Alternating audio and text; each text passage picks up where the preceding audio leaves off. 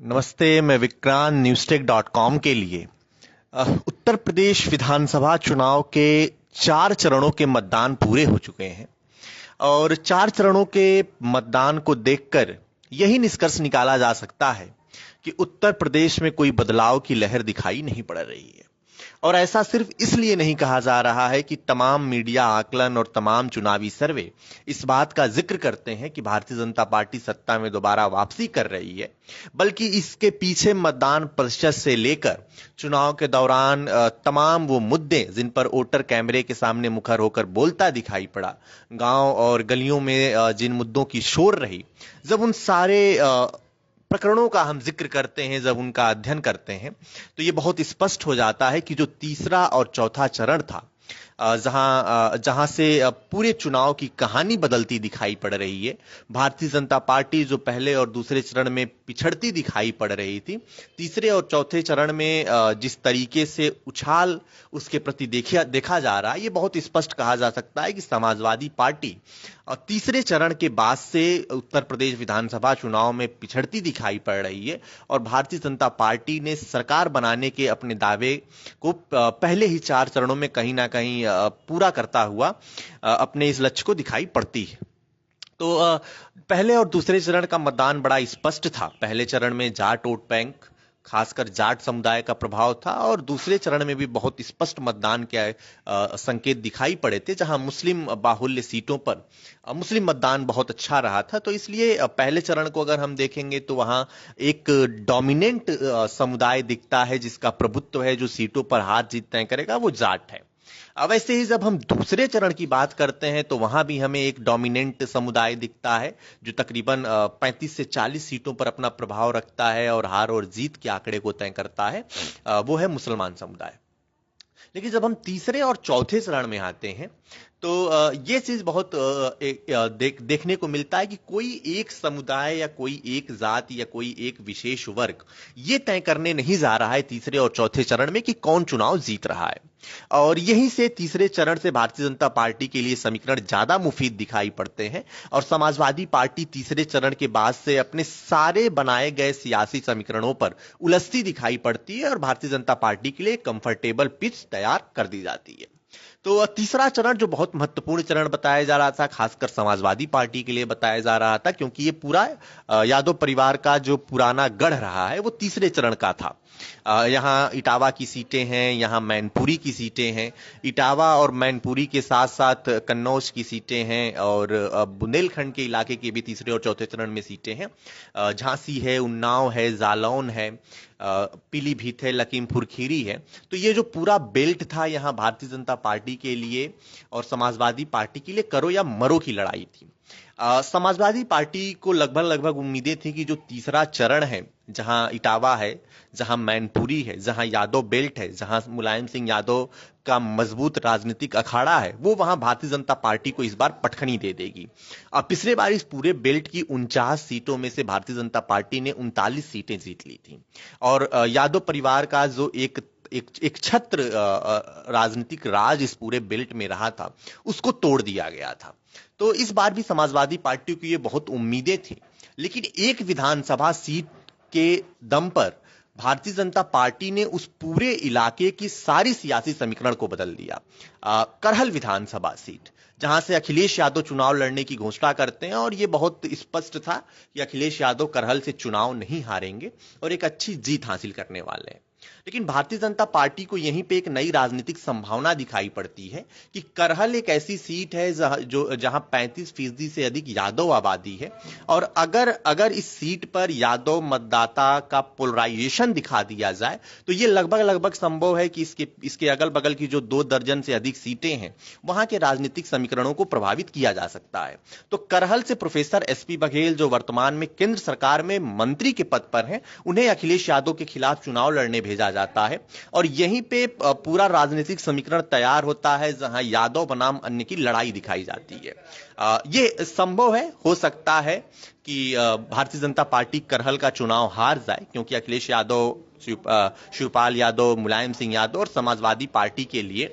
करहल एक ऐसा किला है जिसे कोई भेद नहीं सकता है। लेकिन प्रोफेसर एसपी बघेल के करहल से चुनाव लड़ने से तीसरे चरण का जो पूरा मतदान था वो यादव प्लस मुस्लिम बनाम अन्य का हो गया, और इस जो अन्य है ये भारतीय जनता पार्टी के लिए बहुत मुफीद साबित होने वाला है। वैसे ही जब हम चौथे चरण की बात करते हैं तो यहां तराई और अवध का इलाका है। अब तराई में किसान नाराजगी थी। तराई बेल्ट के कई किसान संगठन भी किसान आंदोलन में शामिल थे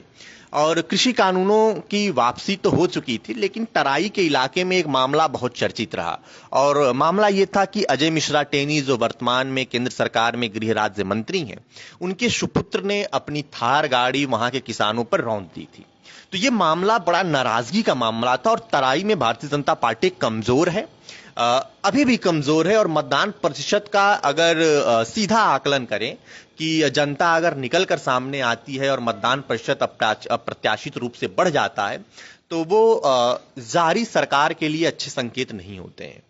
तो पीलीभीत और लखीमपुर खीरी जब इन दो जिलों के मतदान प्रतिशत का आकलन करेंगे तो पाएंगे कि इन दोनों जिलों में मतदान प्रतिशत बढ़ा हुआ है,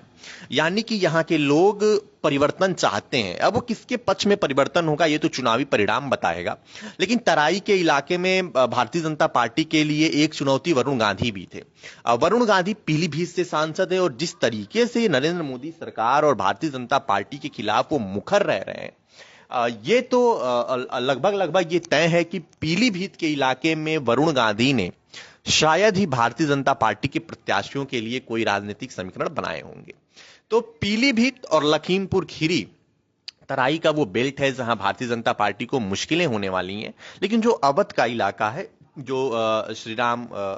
राम जन्मभूमि आंदोलन का प्रभावित इलाका है, वहां संभव है कि भारतीय जनता पार्टी एक अच्छा सीट हासिल करेगी। और बहुत सी ऐसी सीटें हैं जहां ब्राह्मण मतदाता निर्णायक भूमिका में हैं, बहुत सी ऐसी सीटें हैं जहां पासी समुदाय के लोग निर्णायक भूमिका में हैं, बहुत सी ऐसी सीटें हैं जहां मौर्य, शाक्य, सैनी, कुशवाहा, जाटव, गैर जाटव जैसे तमाम जातियों का, लेकिन कोई एक जाति वर्ग या एक समूह चौथे चरण में डोमिनेंट पोजीशन में दिखाई नहीं पड़ता है, जिसके नाराजगी या खुश रहने से सरकार बन जाती है। और तो और ध्यान देने वाली बात यह कि जो चौथा चरण का चुनाव हो रहा है, जहां पीलीभीत है, जहां लखीमपुर खीरी है, जहां बलरामपुर है, जैसे तमाम जो जिले हैं,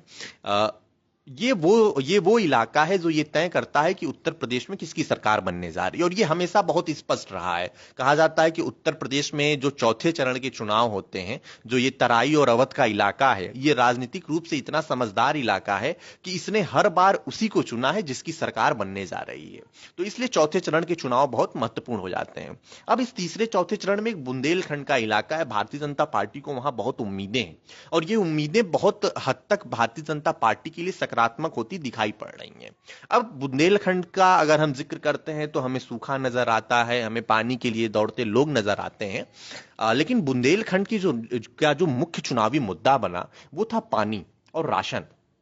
बिजली। 3 मुद्दे थे बुंदेलखंड में, और तीनों पर भारतीय जनता पार्टी बहुत सकारात्मक दिखाई पड़ती है। अब बुंदेलखंड में हर घर हर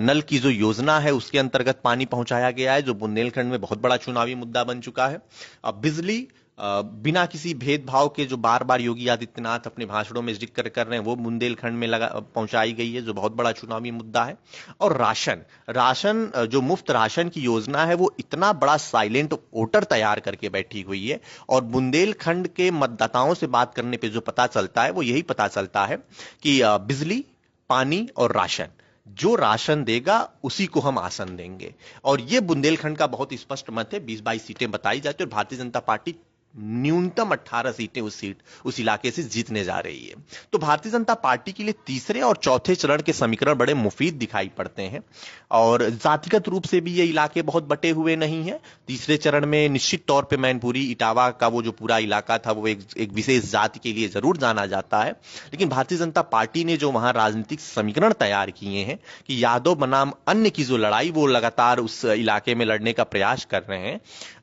उस मुद्दे ने तीसरे चरण में भी समाजवादी पार्टी को काफी नुकसान पहुंचा दिया है। तो ये तीसरे और चौथे चरण के राजनीतिक आकलन है। मतदान प्रतिशत भी आप देखिए तो मतदान प्रतिशत भी 57%, 56% के आसपास में जाके रुक जा रहा है। यानी कि मतदान प्रतिशत का जब हम आकलन करते हैं तो हमें बहुत हेर फेर दिखाई नहीं पड़ता है। हमें यही दिखाई पड़ता है कि जनता बहुत परिवर्तन के मूड में नहीं है और जो जातियों का फ्रैक्शन है पूरे उत्तर प्रदेश में, सबके अपने अपने, बहुत ज्यादा शिफ्ट किसी एक पार्टी से दूसरे पार्टी में होता दिखाई नहीं पड़ता है। अखिलेश यादव ने निश्चित तौर पे कोशिश की थी कि नए राजनीतिक और सामाजिक समीकरण बनाए जाएं, लेकिन वो बहुत सफल होता नहीं दिखाई पड़ता है, क्योंकि उत्तर प्रदेश की राजनीति में जो जातियों के नेता हैं वो हर 2-3 जिलों पर बदलते रहते हैं। तो अगर महान दल के केशव प्रसाद मौर्य कन्नौज और उन्नाव वाले बदायूं वाले इलाके में अगर जो है मौर्य और साकी समाज के नेता हैं, तो अगर 3-4 जिले आप आगे बढ़ेंगे तो वहां मौर्य और साकी का कोई और नेता बन जाता है। पूर्वांचल के पडरौना और फाजिल नगर वाले इलाके में जाएंगे तो वहां स्वामी प्रसाद मौर्य नेता बन जाते हैं, तो इधर केशव प्रसाद मौर्य नेता बन जाते हैं। तो इस तरीके से कोई ऐसा पैन यूपी कोई एक नेता नहीं है जो किसी एक विशेष जाति को लेकर किसी की सरकार बना या गिरा दे। तो ये जो राजनीतिक समीकरण तीसरे और चौथे चरण में दिखाई पड़ते हैं कि वोटरों में उदासीनता है, बहुत मत प्रतिशत बढ़ता दिखाई नहीं पड़ रहा है। कोई बहुत बड़ा वोट बैंक किसी का इधर से उधर शिफ्ट होता नहीं दिखाई पड़ रहा है और यही कारण है कि भारतीय जनता पार्टी के लिए तीसरा और चौथा चरण बहुत मुफीद साबित हो रहा है।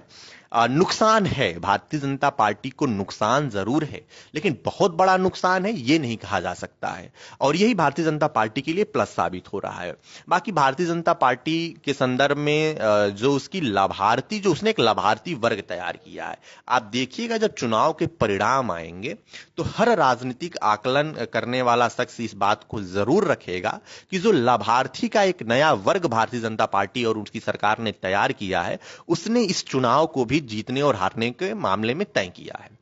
चाहे वो 45 लाख मकान हो